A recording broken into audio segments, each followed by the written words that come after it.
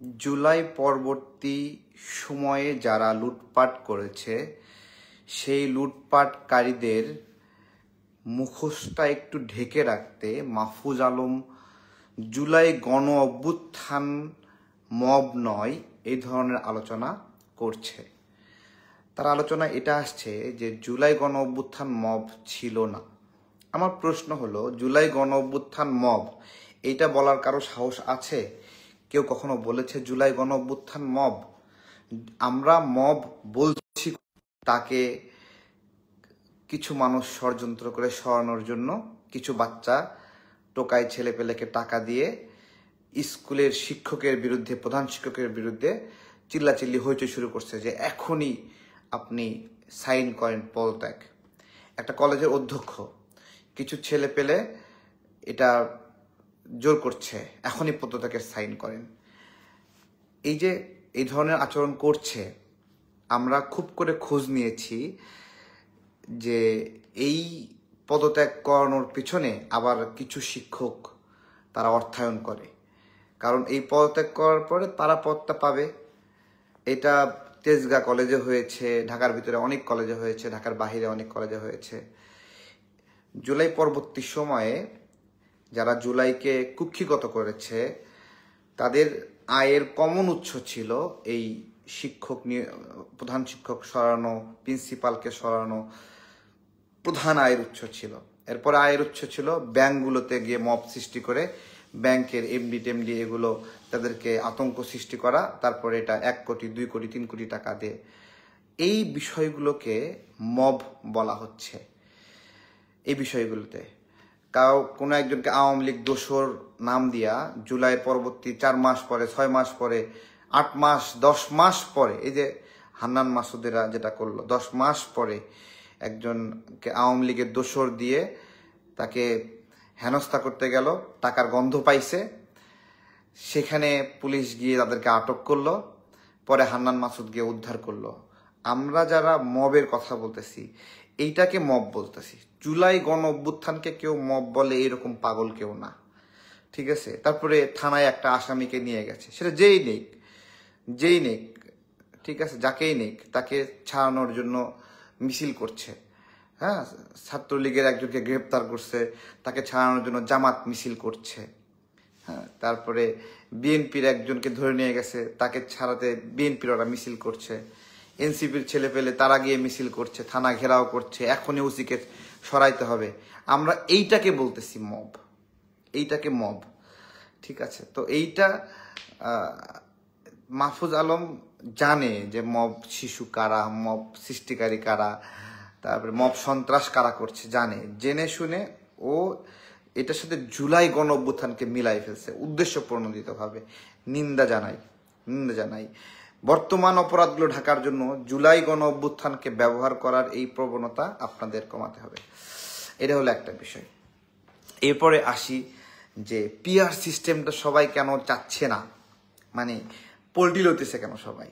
হ্যাঁ, আমি কিন্তু পিআর সিস্টেম বিষয়ে এখন থেকে 6 মাস আগেই বলে দিছি আমি পিআর পছন্দ করি না। আমি কেন পিআর পছন্দ করি না সেই বিষয়গুলো আমি বলবো। হ্যাঁ, কিন্তু রাজনৈতিক দল গত কয়েকদিন আগে এমন একটা অবস্থা সৃষ্টি করছিল যে বিএনপিকে বাধ্য করবে, হ্যাঁ, যে পিআরে রাজি হয়ে যান, প্লিজ রাজি হয়ে যান, এরকম সবাই মিলে ঠেলতেছে।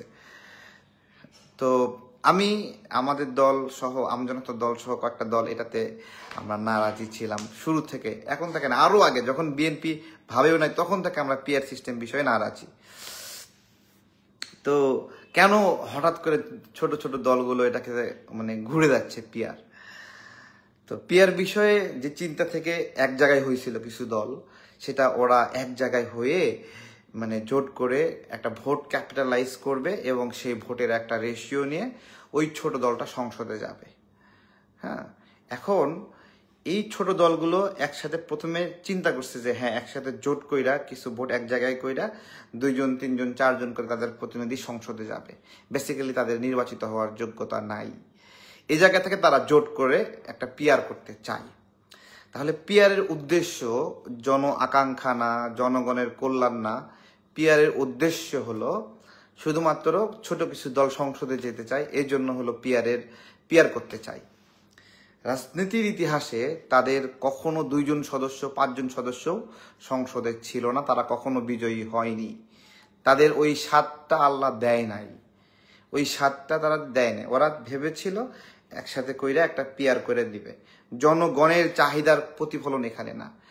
আচ্ছা, তাহলে সামাজিক যোগাযোগ মাধ্যমে রিয়াকশন দেখাচ্ছে কারা? ওই ছোট দলগুলোর 1000, 2000, 5000 কর্মী যারা আছে, ওরা সংঘবদ্ধভাবে পিয়ার চাই, পিয়ার চাই, পিয়ার চাই। বেসিক্যালি ওরা নিজেরাও বোঝে না হয়তোবা যে পিয়ার আসলে কি। ওরা একটা মেসেজ লিখতে সুন্দর করে, পিয়ার পদ্ধতিতে নির্বাচন করলে টাকার খেলা হবে না। মূর্খ, একবারে গণ্ড মূর্খ। পিয়ার পদ্ধতি হলে নাকি টাকার খেলা হবে না। আমি আপনাদেরকে বলি, পিয়ার পদ্ধতিতে জনগণেরও অনেকে জানে না, পিয়ার পদ্ধতি হলো একটা দল সারা দেশে ভোট হলে যেই কয় পার্সেন্ট ভোট পাইলো ওর উপর ভিত্তি করে পার্সেন্টেজ অনুযায়ী সে সংসদে প্রতিনিধি পাবে। এই পদ্ধতিতে নির্দিষ্ট কোনো প্রার্থী নির্দিষ্ট আসনে ফিক্স করা থাকে না এবং তাকে ভোট দেওয়ার কোনো ইস্যু থাকে না, তাকে বিজয়ী করার ইস্যু থাকে না। ইস্যু হলো ওই মার্কাটাকে, মার্কা, প্রার্থী ফিক্স না।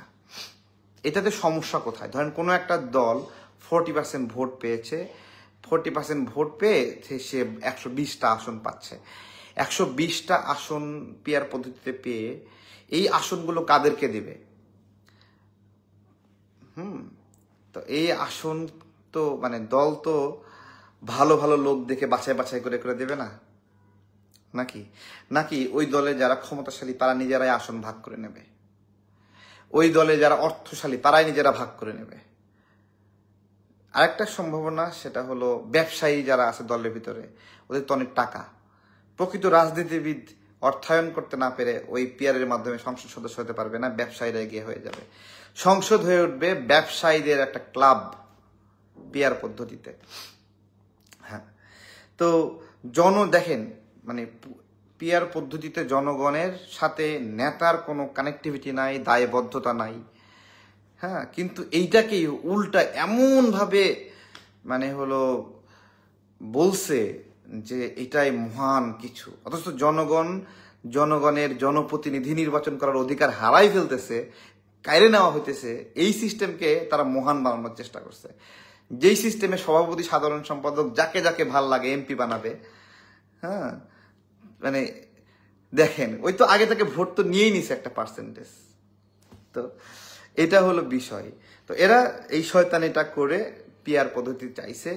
পিয়ার ছাড়া নির্বাচন বাংলাদেশে হতে দেব না, চিল্লায় চিল্লায় টেবিল ভেঙ্গে বলাইছে। তো প্রাথমিকভাবে কিছু না বুঝা কিছু ছোট ছোট দল পিয়ার চাইছিল, পরে সব সোজা হয়ে গেছে যখন বলতেছে। আর আমি আপনাদেরকে বলি, পিয়ার পদ্ধতিতে কিভাবে মানে আওয়ামী লীগ ফেরে, পিয়ার পদ্ধতিতে কিভাবে ফেরে, তাই তো?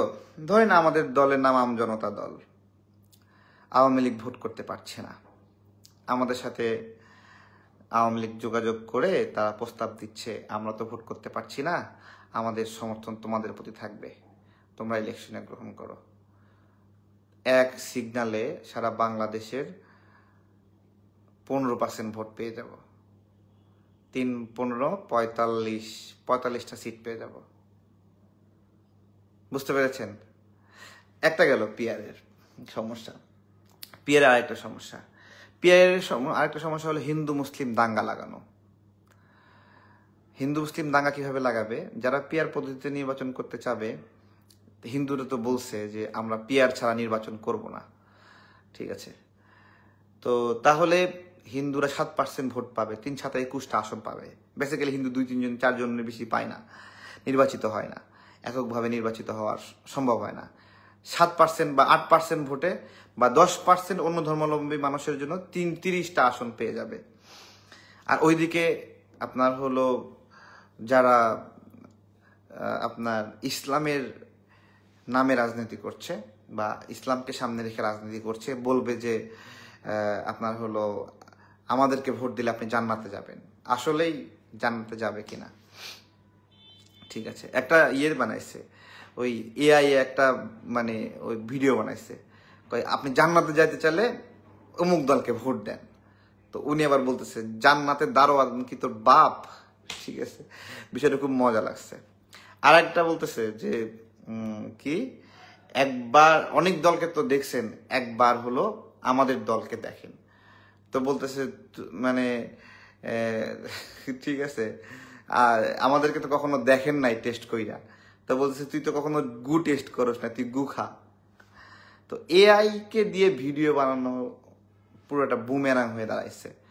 হ্যাঁ, এটা দিয়ে আপনার হলো আসলে এইভাবে বানানো ঠিক হয়নি, নাটিকা বানানো এগুলো ঠিক হয় নাই। এগুলো যারা যারা বানাইছে এগুলো ব্যাকফায়ার করতেছে। তো যেটা বলতেছিলাম যে পিআর পদ্ধতির বিষয়টা জানলেন যে এইভাবে। তো এই আর কি, পিআরে জনগণের জনপ্রতিনিধি নির্বাচন করার যে একটা প্রত্যাশা, প্রত্যেকটা এলাকার একটা অভিভাবক থাকে নির্বাচনী এলাকায়। ওই অভিভাবক যদি নির্বাচিত হয়, ওই এলাকার মানুষ শান্তিতে বসবাস করে, তার কিছু কমিটমেন্ট থাকে, নাগরিকের নিরাপত্তা, উন্নয়ন, অনেকগুলো বিষয়। ঠিক আছে, তো এই বিষয়গুলো যদি না থাকে, তাহলে জনপ্রতিনিধি যদি নির্বাচন না হয়ে পিআর পদ্ধতিতে হয়, তাহলে ওই যে নির্দিষ্ট ব্যক্তি ওই এলাকায় জনপ্রিয়, তার প্রভাব, তার ইচ্ছা আকাঙ্ক্ষা জনগণকে নিয়ে, ওইটা আর হবে না। আরেকটা বিষয় যে পিআর পদ্ধতিতে তো একজন জনপ্রতিনিধি যে এমপি হবে, ওই এমপিকে তো জনগণের কাছে যাইতে হবে না, টাকা খরচ করতে হবে না, পোস্টার বানাইতে হবে না, চা খাওয়াইতে হবে না, পাবলিক এঙ্গেজমেন্ট করতে হবে না, সর্বোপরি পাবলিককে কোনো সম্মানই করতে হবে না। আমরা অনেক আগে একটা স্লোগান ছিল যে মার্কা দেখে ভোট দেব না, ব্যক্তি দেখে ভোট দিব। এটা কিন্তু অনেক গুরুত্বপূর্ণ একটা পবিত্র স্লোগান ছিল, যে মার্কা দেখব না, যে ভালো যেই মার্কারই হোক সে ব্যক্তি, তাকে নির্বাচিত করে সংসদে পাঠাবো। পিআর পদ্ধতি হলো এর সম্পূর্ণ বিপরীত একটা পদ্ধতি, সম্পূর্ণ বিপরীত পদ্ধতি। তো এগুলো আসলে পিআর বিষয়ে যখন আসছে তখন প্রচুর ঘাটাঘাটি করার চেষ্টা করছি। হ্যাঁ, কিন্তু যে সকল রাজনীতিবিদদের সাময়িক ব্রেন ওয়াশ করছিল, তো ওরা যখন দেখলো ওরে আমারে ব্যবহার করে তো এরা আসন পাইতেছে, আমরা পাইতেছি না, তখন ওরা না আমরা যাবো না পিয়ারে। ঠিক আছে, এই আর কি বিষয়। তো পিয়ারের অধ্যায় ক্লোজ মানে ক্লোজ, ঠিক আছে, ক্লোজ, এই আলোচনা ক্লোজ। ঠিক আছে, এটা নিয়ে হাউখাউ করে লাভ নাই, এটা নিয়ে হাউখাউ করে যে লাভ নাই, এটা যারা যারা হাউখাউ করছিল ওরাও বুঝছে। ওরা বুঝা নিজ নিজ নির্বাচনী এলাকায় এখন আর আসন ঠিক করতেছে। অমুক ব্যক্তি থেকে অমুক এলাকায় মনোনীত করা হলো, হ্যাঁ করতেছে, এটা করতেছে না কেন করতেছে? কারণ ও জানে ওর পিআর সিস্টেমের যে শয়তানি এটা ধরে ফেলাইছে। হ্যাঁ, নির্বাচন ফেব্রুয়ারিতে হওয়াতে যাদের প্রস্তুতি একটু কম তারা অস্বস্তিতে পড়ে গেছে। তো নির্বাচন পিছানোর জন্য এই পিআর আলোচনা অথবা স্থানীয় সরকার নির্বাচন এগুলো একটা ঘুঁটি ছিল। আমি আপনাদেরকে বলি যে এই সময়টাতে এসে স্থানীয় সরকার নির্বাচন যারা চাচ্ছে, বেসিক্যালি তাদের জাতীয় নির্বাচনের প্রস্তুতি নাই, এক নম্বর বিষয়। জাতীয় নির্বাচনের কনফিডেন্স নাই, এই জন্য তারা স্থানীয় সরকার নির্বাচন চাচ্ছে। পাশাপাশি তাদের নির্বাচনী প্রস্তুতি হওয়ার জন্য সময় লাগবে, এই সময়টা ফেব্রুয়ারি পর্যন্ত যথেষ্ট না, এই জন্য তারা কখনো স্থানীয় সরকার কখনো পিআর এগুলো নিয়ে বিতর্ক করছে। তাদের প্রস্তুতিটা কেন হয়নি? বেসিক্যালি গত 15-16 বছর তারা রাজনীতিটাই করেনি, সঠিক রাজনীতিটাই করেনি। মানে আমার দোকান যেরকম 3বার বুলডোজার দিয়ে ঘুরাই দেওয়া হয়েছে, ভেঙে দেওয়া হয়েছে, হ্যাঁ, তাদের দোকানগুলো এরকম ভাঙা হয়নি। তারা খুব সুন্দরভাবে ব্যবসা করছে, তারা আওয়ামী লীগের মিটিং মিছিলেও গেছে, আওয়ামী লীগের প্রতি সুন্দর সুন্দর কথা বলছে, আওয়ামী লীগের সাথে বিবাদে লিপ্ত হয় নাই, হ্যাঁ, ভোটাধিকারের লড়াইয়ে সঠিক ইফোর্টটা দেয় নাই, যার ফলে আন্দোলনকারী জনগণ তাদের সঙ্গে তাদের কোনো সম্পর্ক নাই। ওই সম্পর্ক তৈরি করতে কমপক্ষে আরো 2 বছর সময় লাগবে। এই জন্য ওরা প্রথম তথ্য দিছিল যে 5 বছর ডক্টর ইউনূস ক্ষমতায় থাকুক। ঠিক আছে, ওদের প্রস্তুতি নাই এই জন্য, কারণ ওরা পাবলিক সাথে ইংগেজ ছিল না। সারাটা সময় ব্যবসা ব্যবসা ব্যবসা ব্যবসা, পাগল ছিল ব্যবসা, নিজের আখের গোছানোর জন্য, দেশের জন্য ভাবা কাজ করেনি। এবং তাদের নেতারাও বলতো যে আপনারা এইভাবে অজুহাত দেখান কেন, প্রোগ্রামে আসতে পারবো না, মিটিং আসতে পারবো, তাদের নেতারাই বলতো, বিভিন্ন অনেক বক্তব্য আছে। যে তারা তারা ব্যবসা করতে করতে আওয়ামী লীগের সাথে মিল রেখে ব্যবসাগুলো করছে, তাদের অর্থনীতি, তাদের bank balance everything was fine এবং গুড এনাফ, স্ট্রং এনাফ। হ্যাঁ, এবং ওই জন্য ওদের পাবলিক এঙ্গেজমেন্ট নাই, জনগণের সাথে সম্পর্ক নাই। প্রত্যেকটা এলাকা হইতে পারে বিভিন্ন এলাকা থেকে 10 জন করে নিয়ে গিয়ে তারা 1000 মানুষ 1 লাখ মানুষ এক জায়গায় করতেছে, but that's not the actual fitness. Actual fitness হলো জনগণের মন মানসিকতা, মনন। জনগণ দেখছে যে কোন এলাকায় কে রাজনৈতিকভাবে লড়াই করছে, ফ্যাসিবাদের বিরুদ্ধে কষ্ট করছে। ফেসবুকে 100 মানুষ 200 মানুষ এসে গালিগালাজ করবে, মব সৃষ্টি করবে, আক্রমণ করবে, এটা দিয়ে অ্যাকচুয়াল সিনারিও সম্পূর্ণ আলাদা।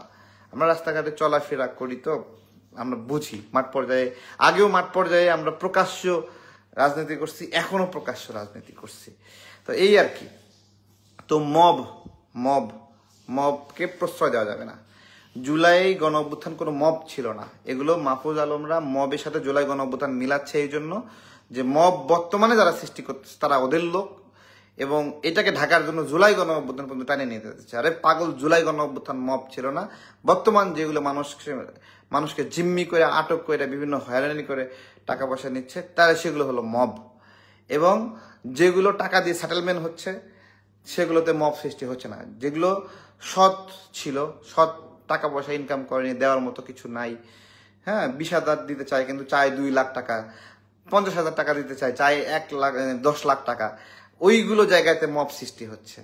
হ্যাঁ, যেখানে 3 কোটি টাকার গন্ধ পাচ্ছে, যায় টাকা পাচ্ছে না আসলে, ওই সময় যায় মব সৃষ্টি হচ্ছে। গুলশানের মব দেখেন, ধানমন্ডির মব, 14 জন সমন্বয়কে আটক করে রাখা হয়েছিল মব সৃষ্টি করার জন্য। এগুলো একটা বিষয়। তো এই আর কি, মোটামুটি একটা আলোচনা করার ইচ্ছা ছিল, সবার সাথে আলোচনা করলাম। এখানে অনেক মানুষ আছে রাজনৈতিক কারণে, রাজনৈতিক আলোচনা আমি আমার জায়গা থেকে করি, তোমরা তোমাদের জায়গা থেকে করবা। আমার ব্যবসা নিয়ে নোংরা নোংরা কথা বলে, ঠিক আছে? তো ওরা যুক্তি বুদ্ধি দিতে পারে না, তো আইসা হুদ্দাই কিন্তু কি শয়তানি যে পিয়ার পদ্ধতিতে টাকা পয়সার লেনদেন হবে না। তুমি ঘোড়ার ডিম জানো, শয়তানের ঘরে শয়তান। পিয়ারের টাকা পয়সার লেনদেন হবে না, পিয়ার পুরাই টাকার খেলা। মার্কা জিতে আসবে, এরপরে সিরিয়াল দাও কার কত টাকা আছে। পাগল গুলো বসে না। ভালো থাকবেন, আসসালামু আলাইকুম।